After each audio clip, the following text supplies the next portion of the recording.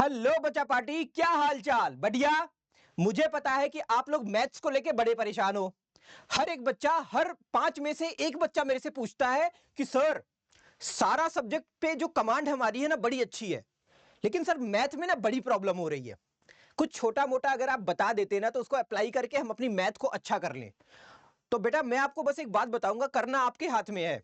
अगर आपने करा तो आपको रिजल्ट मिलेगा, नहीं करोगे तो नहीं मिलेगा। मैं बहुत हाई फाई मेथड नहीं बताऊंगा, मैं आपको वही मेथड बताऊंगा जो काम करते हैं और जो शायद आपको पता भी हो। तो वो छोटे छोटे दो दो चार छह मेथड है ना, मैं आपको बताता हूं। आप क्या करना ना, उनका यूज करके अपनी मैथ को बढ़िया बना सकते हो। वो कौन कौन से मेथड है आओ बताता हूं।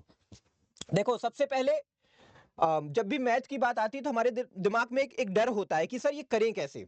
बहुत प्रैक्टिस करते हैं, बहुत कुछ करते हैं, बट एग्जैक्ट जो हम चाहते हैं वो होता नहीं है।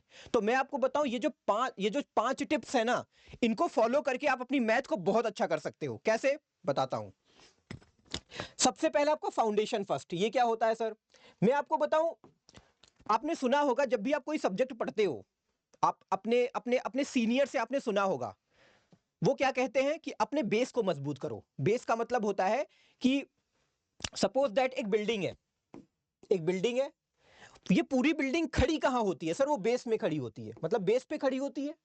अब ये बेस बेटा जितना ज्यादा स्ट्रांग होगा ना, आप इसके ऊपर उतना ही फ्लोर बना सकते हो, उतना ही फ्लोर बना सकते हो। वैसे ही हमारे एजुकेशन का जो सबसे बेस्ट पार्ट होता है बेटा ना, वो हमारा बेस होता है।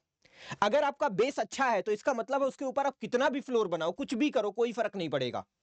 वैसे ही अगर आपने फाउंडेशन को अच्छा कर लिया, जैसे छोटी छोटी चीजें, जैसे परसेंटेज कैसे निकालते हैं, है ना, मैं आपको बताता हूं वन टू वन करके। पहले फाउंडेशन के बारे में बताता हूं। जैसे कि जल्दी से एडिशन कैसे करा जाता है, मल्टीप्लिकेशन को हम कितने शॉर्ट ट्रिक का यूज करके कर सकते हैं। ठीक है, बेसिक बेसिक नेचुरल नंबर क्या होते हैं, ऑड नंबर क्या होते हैं, इवन नंबर क्या होते हैं, छोटे छोटे फॉर्मूले। 10 नेचुरल नंबर्स का ऐड करेंगे तो कैसे निकलेगा, उसका छोटा सा फॉर्मूला होता है। एपी क्या होता है, जीपी क्या होता है। कि बहुत छोटी छोटी बातें हैं जो आपने क्लास 6 या 7 में पढ़ा होगा। अगर इन छोटी छोटी बातें आपके दिमाग में है ना, तो मैथ्स आपका यू स्ट्रांग हो जाएगा। तो सबसे पहला हमने क्या सीखा कि हमें अपने फाउंडेशन को, यानी कि अपने बेस को, जिसके ऊपर हम बड़ी वाली बिल्डिंग बनाने वाले हैं, वो अच्छा होना चाहिए। और ये कुछ अलग नहीं होता, ये बस छोटी छोटी चीजें होती हैं, बहुत बेसिक बातें होती हैं जो हमें जानना पड़ता है। और अगर हम इनको नहीं जानते हैं तो मैं आपको बता रहा हूं, आप मैथ कर ही नहीं पाओगे सर, कर ही नहीं पाओगे। यार सिंपल सी बात है कि जब आप कोई क्वेश्चंस करते हो तो उसमें जो छोटी छोटी जो मतलब प्रोसेस होते हैं, जोड़ घटाना गुणा भाग, ठीक है, और ट्रिक्स, है ना, natural number, odd number, even number, ये बहुत छोटी छोटी चीजें हैं जो आपको आनी चाहिए। अगर आएंगी ना तभी आप मैथ को बेस्ट बना सकते हो। तो पहला पॉइंट हो गया कि अपने बेस को अच्छा करो, वो सारी चीजें पढ़ लो जो बेसिक चीजें हैं, है ना। तो ये फर्स्ट ट्रिक हो गई। दूसरा क्या है, इसका तो कोई तोड़ ही नहीं है, दुनिया में इस चीज का कोई तोड़ नहीं है। ये चीज जो है ना, वो केवल आपकी मैथ में काम नहीं करेगी। अगर आप ये सोच रहे हो कि केवल मैथ मैथ अगर हम इसका यूज कर लेंगे तो ये हमें मैथ में रिजल्ट दे देगी, नहीं, ये मैथ के अलावा आपकी लाइफ में भी काम आएगी। प्रैक्टिस प्रैक्टिस प्रैक्टिस, जितना ज्यादा प्रैक्टिस कर पाओ बेटा ना, उतना ज्यादा करो। और बेसिकली ये सोचो कि मेरे को सबसे पहले ना उन क्वेश्चंस को करना है जो मेरे को पहले फर्स्ट टाइम नहीं आए थे। जैसे मान लो आपने क्या करा, एक प्रैक्टिस सेट खोला। अब प्रैक्टिस सेट में आपके 5 क्वेश्चन है, 1 2 3 4 5। आपने पहला किया, हो गया, दूसरा किया, हो गया, फर्स्ट टाइम हो गया। तीसरा जब आपने करना शुरू किया तो ये नहीं हुआ। अब आप परेशान, आपने थोड़ा सा मेहनत करा, तो आपने थर्ड वाले को भी कर दिया, लेकिन जब फर्स्ट टाइम आप इसको कर रहे थे तो नहीं हो रहा था। फिर आप आगे बढ़े, ये भी पहली बार करा, हो गया, लेकिन पांचवे में फिर फंस गए। फिर आपने बेसिक को पढ़ा, बेसिक पढ़ने के बाद फिर पांचवे को करा तो ये भी हो गया। तो अब यहां पे ना आप टिक मार लो कि जो जो क्वेश्चन मेरे से पहली बार नहीं हुए थे ना, मैं उनको ज्यादा से ज्यादा बार प्रैक्टिस करूंगा, क्योंकि टाइम तो अपने पास कम है। अब जब भी आप इस प्रैक्टिस सेट को दोबारा रिवाइज करने के लिए ओपन करो ना, तो सबसे पहले क्या करो, थर्ड वाले को कर लो और 5 वाले को कर लो। क्यों? क्योंकि जब आपने इसको पहली बार किया था तो आपसे हुए नहीं थे, इसलिए मैं कह रहा हूं। ठीक है। और जितना भी प्रैक्टिस सेट में जाओ तो पहले आप यही करो फर्स्ट टाइम। और क्या करना, प्रैक्टिस करना, जितना ज्यादा प्रैक्टिस कर लोगे उतना बेस्ट बनते चले जाओगे।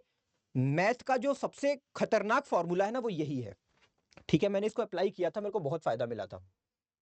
उसके बाद बेटा क्या होता है कि आपको एक ही टाइप की प्रॉब्लम को सॉल्व नहीं करना है। जैसे आपने देखा होगा जब आप एक्सरसाइज करते हो, जब आप कोई एक्सरसाइज ओपन करते हो तो उसमें मान लो 10 क्वेश्चन है।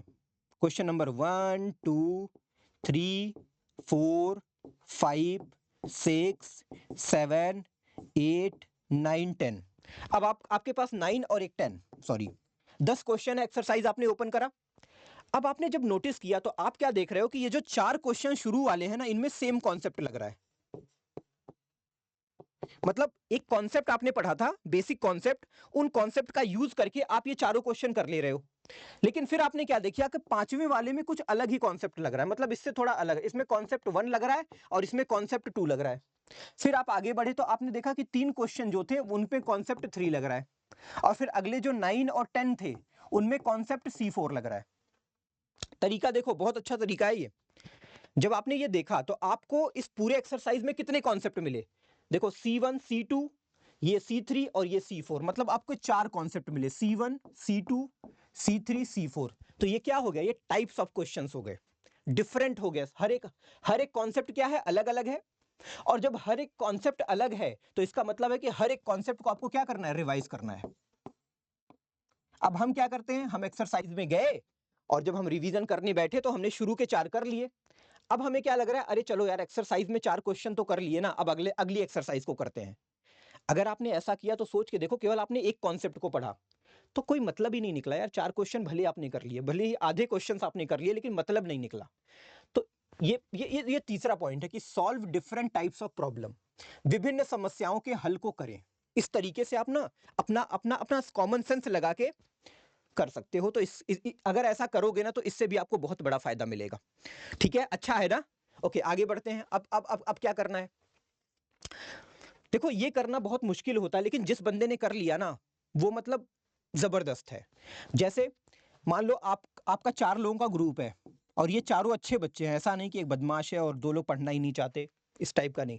आप साथ में बैठे, ठीक है, और आपस में ही क्या किया, एक क्वेश्चन लिया और उसका डिस्कशन करना शुरू कर दिए। कोई टफ क्वेश्चन था और उसके बारे में आपस में बातें करना शुरू कर दी। यार यहाँ पे ये वाला फॉर्मूला लगेगा, यार इसको तो हम ऐसे भी कर सकते हैं, अरे तूने इसको ऐसे करा है, मैंने इसको ऐसे करा है ना?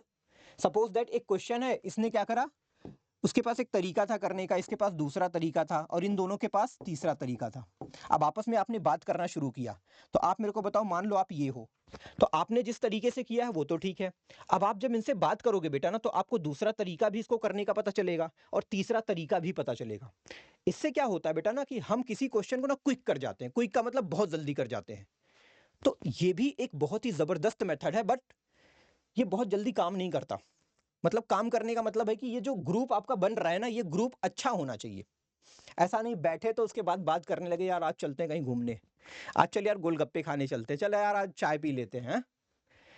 पढ़ने के मूड में चारों बैठे थे, लेकिन अब दिमाग कहीं और चला गया, यार एक काम करते हैं, चल फ्री फायर खेलते हैं, चल पबजी खेलते हैं।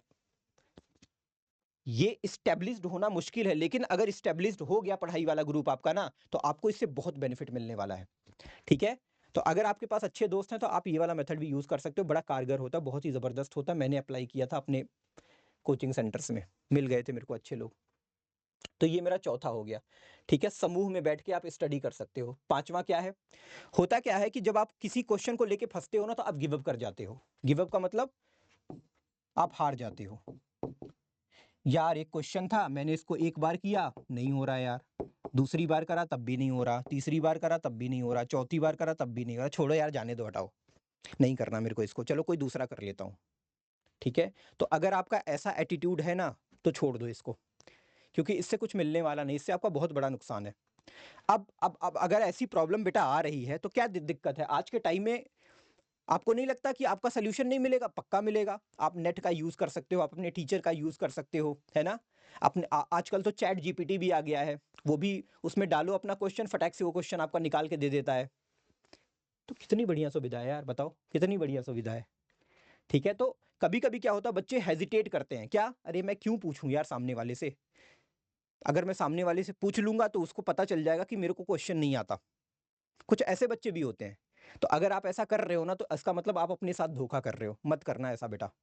ठीक है, पूछो एकदम, कोई आपसे छोटा है उससे भी सीखो, कोई बड़ा है उससे भी सीखो, सबसे सीखो, अपना दिमाग एकदम खोल के रखो। मैं आपको बताऊं इसका बड़ा फायदा मिलेगा आपको, मैथ्स में तो मिलेगा, लाइफ में भी मिलेगा। ठीक है, तो सीखने वाला जो कंसेप्ट है वो हमेशा दिमाग में रखना। तो ये 5 पॉइंट जो कि बहुत ही बेसिक थे, बहुत ही इंपॉर्टेंट थे, और मुझे लगता है कि आपने इसको इसके पहले किसी ना किसी के मुंह से सुना भी होगा। फॉलो कर लो बस। अगर फॉलो कर लिया तो मैथ आपकी पक्का अच्छी होने वाली है, सच बता रहा हूं। ठीक है, ओके। लास्ट में आपको बस एक बात बोलूंगा, जब भी आप मैथ्स को करने बैठो ना तो बी कॉन्फिडेंट, एकदम विश्वास से भरे रहो। होता क्या है कि जैसे ही हम मैथ के क्वेश्चन को देखते हैं, हमारा जो कॉन्फिडेंस है ना लूज हो जाता है। पहले ही हम अपने आप से बोल देते हैं यार तेरे से नहीं हो पाएगा। और जब आप एक बार ये बात अपने दिमाग से बोल देते हो ना, तो इसका मतलब है आपका दिमाग भी कहता है हाँ यार मेरे से नहीं हो पाएगा। तो ये नहीं करना है आपको। तब तक उस क्वेश्चन से लड़ना है जब तक वो हो ना जाए, और हो जाएगा यार। करके देख लो, 1 बार 2 बार 3 बार 4 बार, हाथ पैर मारो, पूरी ताकत लगा दो उस क्वेश्चन को करने के लिए। ना हो तो बताना। अब वो कब होगा, जब आप बी कॉन्फिडेंट रहोगे, नहीं यार मैं तो करूंगा, मैं तो करूंगा। एक बार हार गए, नहीं मैं तो करूंगा, दूसरी बार, मैं तो तीसरी बार करूंगा, मैं तो चौथी बार करूंगा। और एकदम विश्वास होना चाहिए कि मैं ही करूंगा। देख लेना, मैथ आपके सामने दम तोड़ देगा बेटा। ठीक है, इतने टिप्स आप यूज करो, आपको बहुत फायदा मिलेगा। एग्जाम भी नजदीक है, इन टिप्स का यूज करके आप बड़ा मतलब आप मैथ्स में बहुत जबरदस्त स्कोर कर सकते हो, सबसे ज्यादा मार्क्स ला सकते हो आप इस मैथ्स में। ठीक है, तो ठीक है बच्चा, ये टिप्स आप फॉलो करो। मिलते हैं अगेन, तब तक के लिए मस्त रहो, जबरदस्त रहो, और यूनिवर्स के सबसे खुश इंसान बनो। ठीक है, ओके बाय बच्चा।